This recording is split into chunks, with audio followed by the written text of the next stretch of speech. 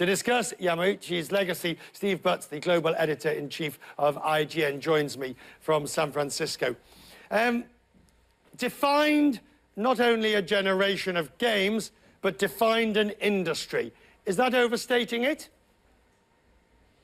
I don't think so, not at all. I think he defined not only what this industry is, but how developers should approach it.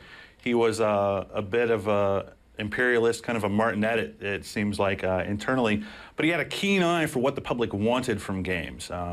You said yourself, Nintendo started as a playing card company, and he said, that's not our future. We need to get into the electronic entertainment business. So I think without him, there may not be a Nintendo, and there certainly wouldn't be the type of Nintendo that we have today. But the ability of Nintendo to then maintain its position against all the competitors, or even the competitors that came in at the same time to eat their lunch. How did they respond?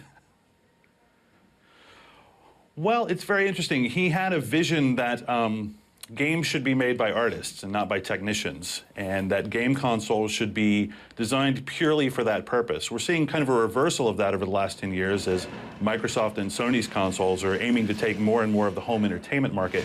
But Nintendo's vision has always been, we are a game console. That is what we do.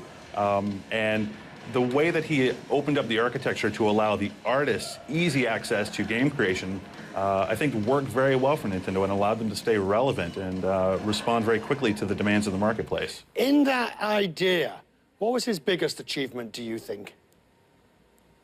His biggest achievement?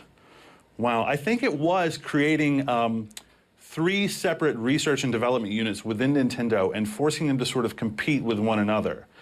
He created a culture where he was the sole arbiter of taste. If you wanted to get a product to market at Nintendo, you had to get Yamauchi on board with it. So he never delegated that responsibility. I won't say never. He rarely delegated that responsibility. So he used these 3 R&D divisions within his company to sort of work against each other and to try to one-up each other. But the next story I'm going to be talking about on this program, of course, is how the latest release of the newest game is hitting nearly $1 billion worth of revenue. So what we learn from Grand Auto Theft, what we learn from this, and we'll give you the details and the numbers in just a moment on that, what we learn from this is that what started out with Yamauchi as an idea and a vision has spawned into something that perhaps even he could never even have fully appreciated until he saw it happen.